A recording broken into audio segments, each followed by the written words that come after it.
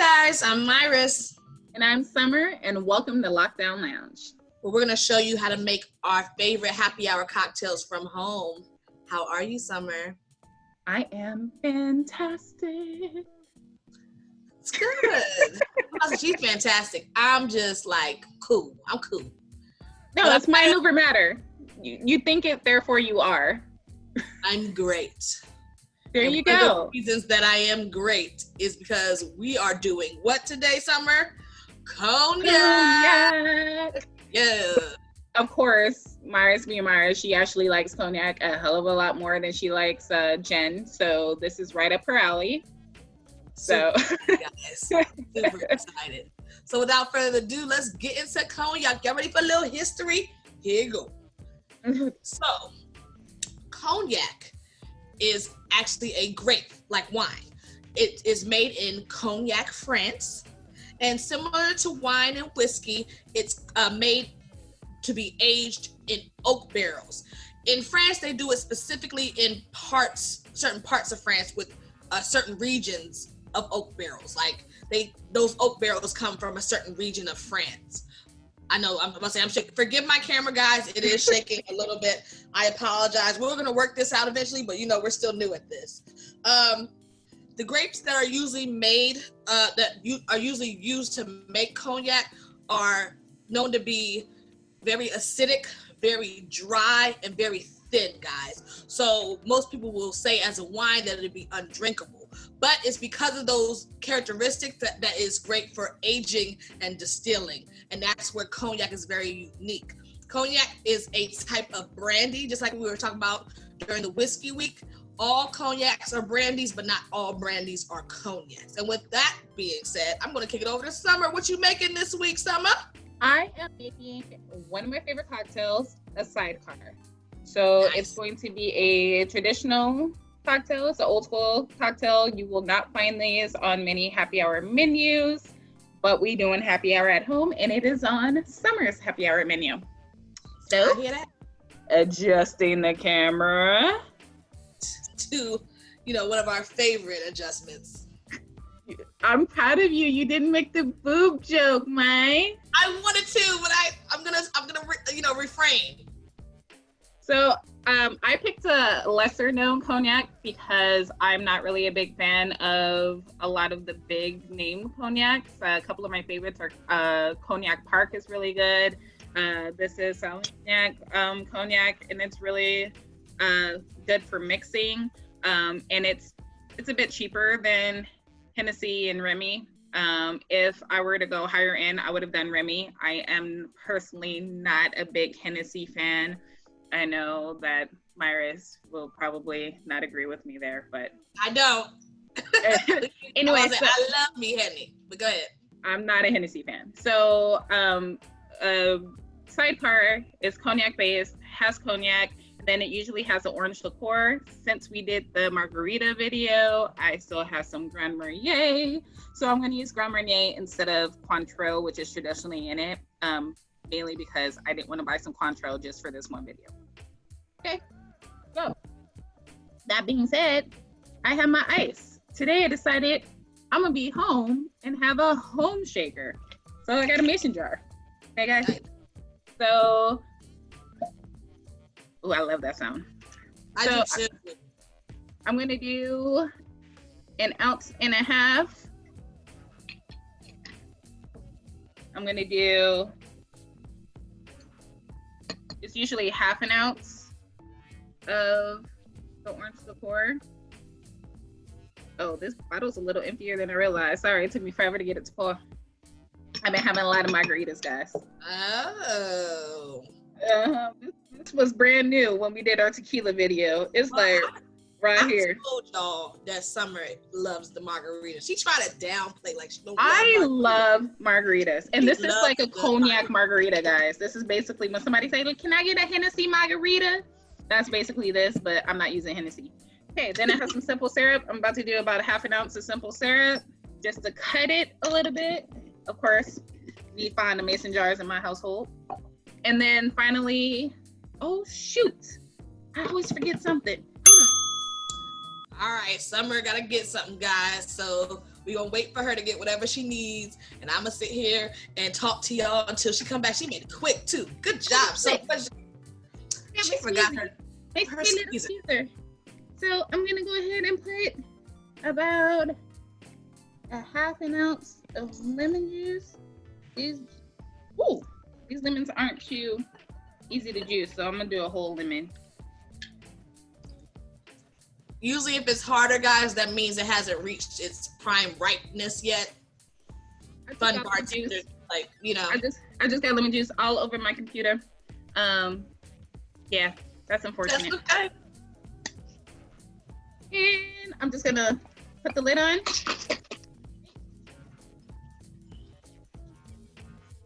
Summer, your shaking is going out. I can't hear your shakes. Can't hear the shake?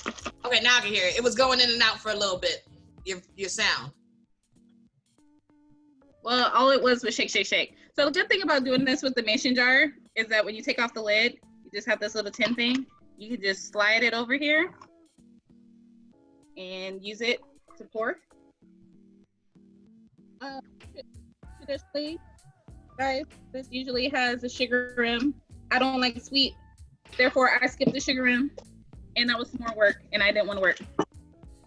And then you garnish it with a twist.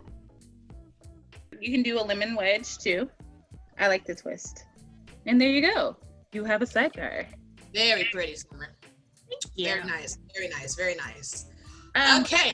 While you do that, Myrus, I'm gonna go get the tab to clean up the mess I made on my laptop. Okay? Go ahead, girl. I will get the party started. It's all right, y'all. Like Summer said, I like Hennessy. I am like Cat Williams when it comes to Hennessy. Hennessy, you ain't gotta keep asking. That's what he drink on Monday, Wednesday, Friday, his birthday, Jesus' birthday, Hennessy. I like it. So I chose Hennessy to make my drink with. Hennessy is a little more expensive, but the taste is like undeniable. This liquor goes back to the 1700s. It was actually created by an Irish guy who moved to France. His name was Richard Hennessy. He moved to France to fight in the French army and liked France so much. I've been frowning the entire time because you've been talking about Hennessy. Let me school my face. You can hate all you want. Hennessy. Richard Hennessy. And you know what he did with this Hennessy, boo? He collaborated with Louis Vuitton and Moet, and they have a monopoly on liquor and luxury bags over there. Holla.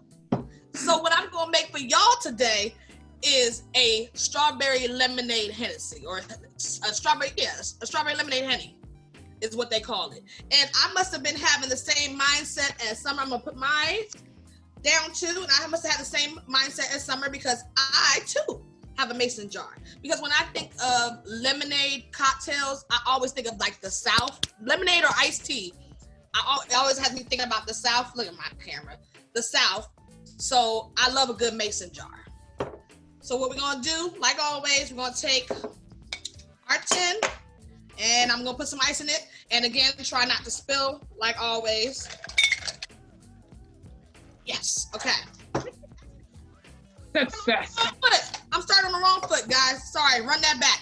I'm gonna take some fresh strawberries. I'm gonna take about 2, throw them in there, and add some agave syrup. I switched up for this week. My camera's doing the most right now. Here we go. I switched up for this week, so it's not my usual simple syrup. It's organic agave blue syrup, which is nice when you have it and you got the money for it. This is about a $5 bottle, but it tastes good. It also doesn't spike your insulin for those diabetics out there. Blue agave is a natural sweetener that does not spike insulin, which is why diabetics can actually have tequila, because tequila is made from agave and it doesn't spike their insulin. Thank you, Summer. I didn't even know that. Good to know. There you go, guys. So then I'm going to take my muddler and I'm going to muddle these strawberries, honey. I'm going to break them down and I'm going to try not to spill. And I'm going to get this together and come up with a nice little juice, and that's good. And then I'm going to add my ice. And my camera's still doing craziness. Oh, Lord. Bear with us, guys. So then I'm going to add my ice again and hopefully not spill. And then I'm going to add my Hennessy, and I'm waiting for my pop. Love it. And we're going to put 2 ounces, which is for me is 2 capfuls of Hennessy in there. And then we're just gonna add fresh lemon juice. You know I'm not a squeezer. Ooh, you know I'm not a squeezer. Do that again, girl. I had some of the strawberry on me. So I don't squeeze my lemons like some. I'm lazy. So I just get my regular lemon juice.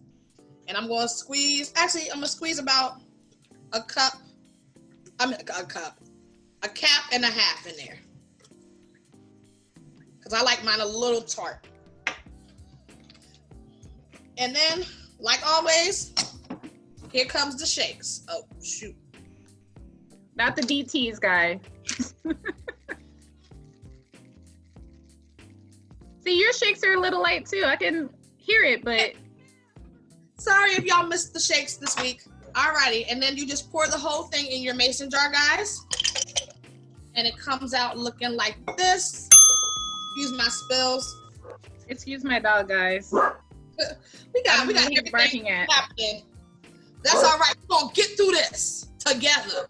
I do not know what you're barking at. Hannibal, be quiet. You probably want to sip. Well, All right. he is my dog, so that would make sense. All right. Well, without further ado, cheers, Summer. Cheers. That was really good. Let's see if it tastes good. Oh my God. Yes. Yes. This is tasty. My only critique of my drink is I shook it a little too long. Okay. I could, it's a little bruised, but it's still tasty. I love mine. Mine's good. But you know how I feel about particles in the thing, but this is worth it. It actually makes me want one. And I will say, I am proud of you for not using a straw, because that looks like a drink that you would use a straw with. And I'm getting irritated by the straw usage. That's a whole nother diatribe. Well, you know how I feel about trying to, save the planet a little bit.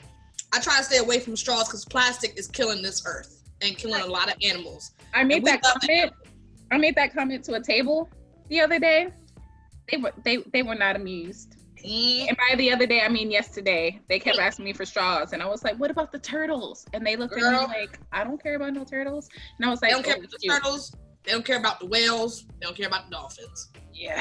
You can't take everybody's straws, unfortunately. But we try to do our best not to use the straws. We love the animals. And with that being said, I'm gonna say political, beliefs aside, or environmental beliefs aside, we're gonna play another little game, guys. Ready for our game? So this game is about debunking server and bartender stereotypes that people think may be true. We're gonna answer your questions and tell you which ones are the tea and which ones are phony. I like that. I like what you did there. Thanks. And so the first one that a lot of people think or question is, all servers or all the employees are having sex with each other. You want to answer it, Summer? do you want to answer that? I feel like you should answer this. I'll say my mom and dad watch this show. I don't know if I really want to. All right, guys, we're gonna keep it real with you. We hang out. We hang out more with each other than our families half the time. When you working them 9-hour shifts, 20-hour shifts, and getting back in there at the crack of dawn and all that stuff and hanging out at night, and the drinks are flowing and the music's good, and y'all are gyrating and all stuff happens. Gyrating. I mean, stuff. I always say that the industry. My husband Marcel hates it when I say this, but I say we work in such an incestuous industry because so many people have hooked up or have dated or have siblings who have dated co-workers or unfortunately this was a matter of fact, my husband used to be my co-worker. That's facts. So she married my worker. Yeah, I was married now. Yep. One night, a bumping uglies turned into a beautiful marriage. Oh, jeez. That's a beautiful thing. My family watches this too, Mike. I mean, they want to say something. I know they are. Okay, number 2, guys. All restaurant workers either never went to college or they didn't finish college. So they don't have any other option but to work at a restaurant. False. Very false. As a matter of fact, I went to college, graduated. She's a lawyer. I went to law school, graduated. I haven't really practiced. I clerked for a few years and then I decided that I like this industry more. So that's what I'm doing. But it's always interesting when people always assume that I would say that it's not that they don't think that you went to college. A lot of times they think that if you're doing this, it's because you're in college and you're trying to work your way through it. So I get so many times the bar guests will be like, oh, what's your story? Like, do you go to Howard or are you going to University of Maryland? You're in school, right? I'm like, thank you. That's so sweet, first of all, because, I graduated college damn near 13, 14 years ago. I just dated myself. Your age. I know, I just dated myself. I graduated college like almost 2 decades ago. That's how long ago it was. But thank you. And no, like I had this guest who's a regular, lunchtime regular at the bar. He never drinks, just comes in for food. And he actually asked for my email address because he wanted to send me a job opportunity. He's like, my firm is hiring. I think you'd be great for this position. I was like, sure. I always entertain these conversations. I gave him my email address. I get the email a couple of days later, and it's for like an office assistant position. So I wrote him back and I was like, respectfully, I said, thank you so much for thinking of me, of thinking I'd be great for this position. I do want to tell you though that I'm extremely overqualified for the position. I do have a JD.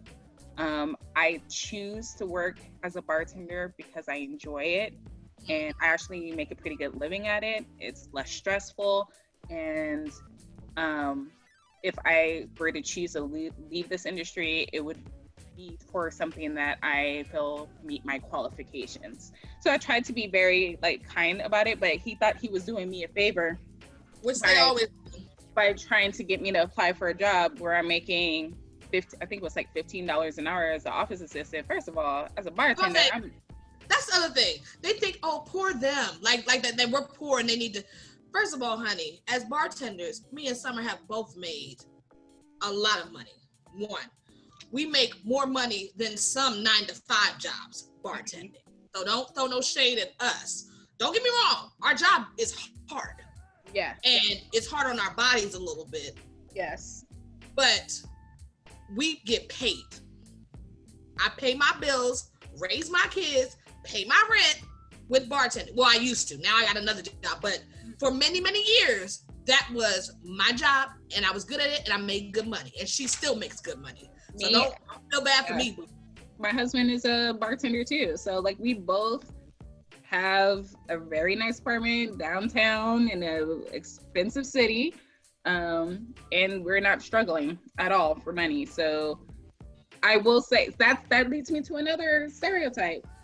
What? People think that we do this, that bartending or serving are not careers, and that it's like a step towards something else. I always hear the question, so what are you going to do? What do you want to do with your life? Why can't I be happy in my industry?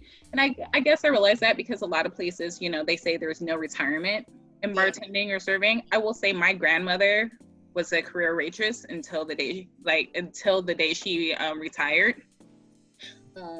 I will say it's very hard on your bodies.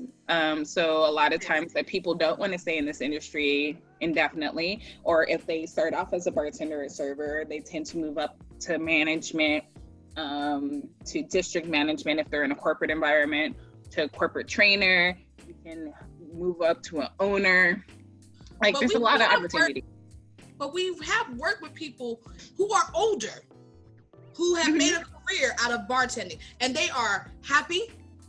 They, again, pay their bills and all that stuff and comfortable and have a little cushion aside. It takes a different tactic to retire as a bartender, but it is doable. Girl, I have a 401k with my restaurant, and the employer matches. Like, well, they did before COVID. But, you know, like, so there is retirement.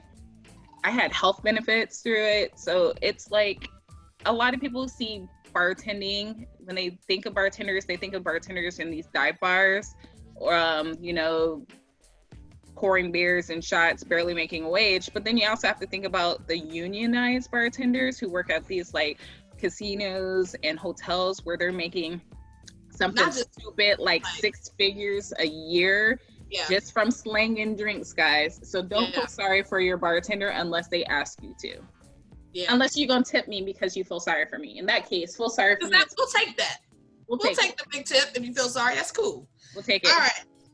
The next one is all servers have to be model S, supermodel S, to be popular and make money.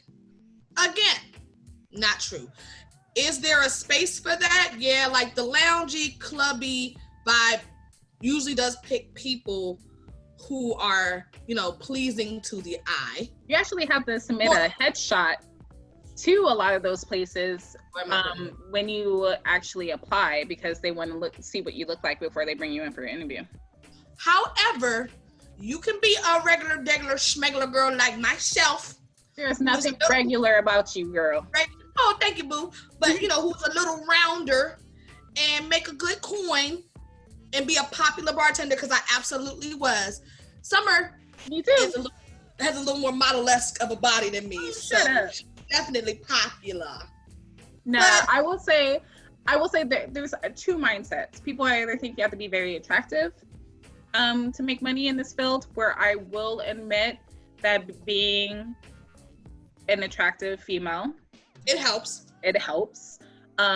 which is weird because men still make more in tips, but that's a whole nother story. I think we touched on that last week.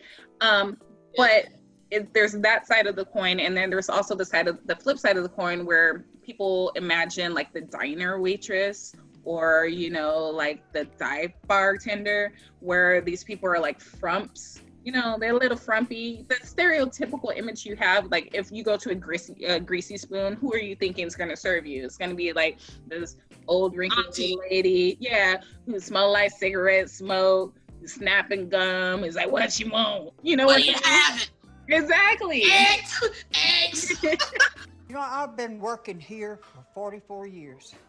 Ain't nobody ever ordered nothing but T-bone steak and a baked potato. Except this one asshole from New York tried to order trout back in 1987.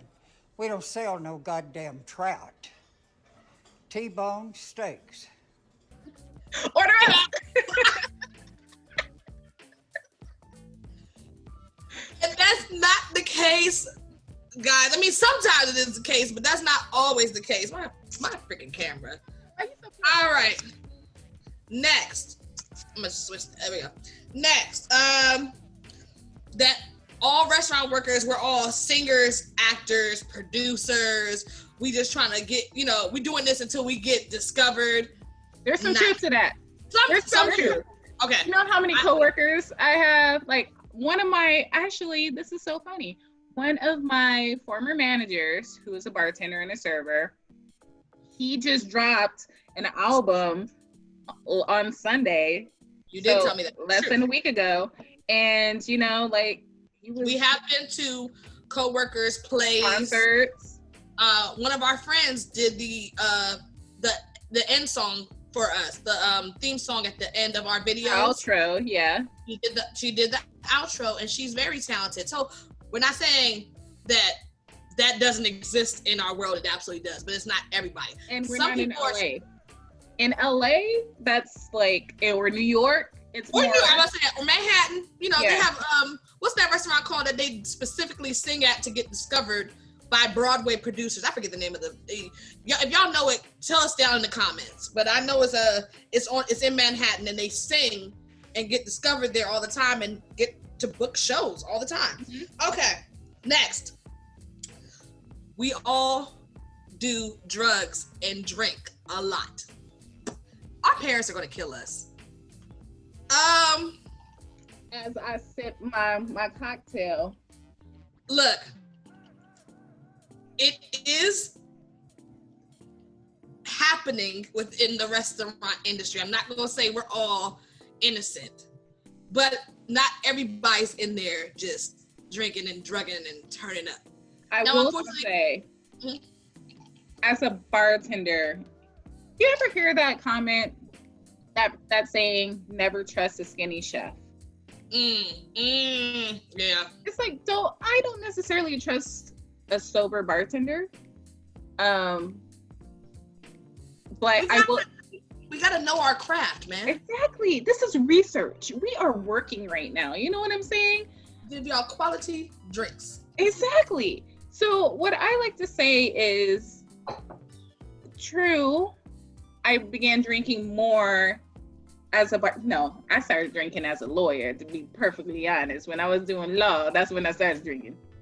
But I will say, I started drinking, but but I will say that, like, as a bartender, it's a part of the culture so much in the service industry to, like, after a long shift, to get off work and go out with all of your coworkers and have a post-shift drink.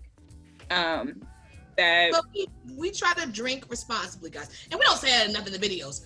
Drink responsibly. Absolutely. So, like I say, we try to drink responsibly. I know it does get into a dark space sometimes with some workers in the restaurant industry where they're drinking and doing heavy drugs, and we've had friends lose their lives, and we don't ever want that to happen. It does exist, but we don't a lot of us aren't like that.